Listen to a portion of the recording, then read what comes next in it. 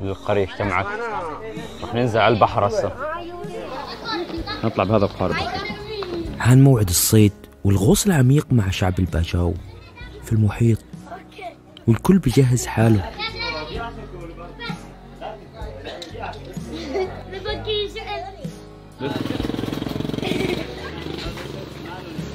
Love this.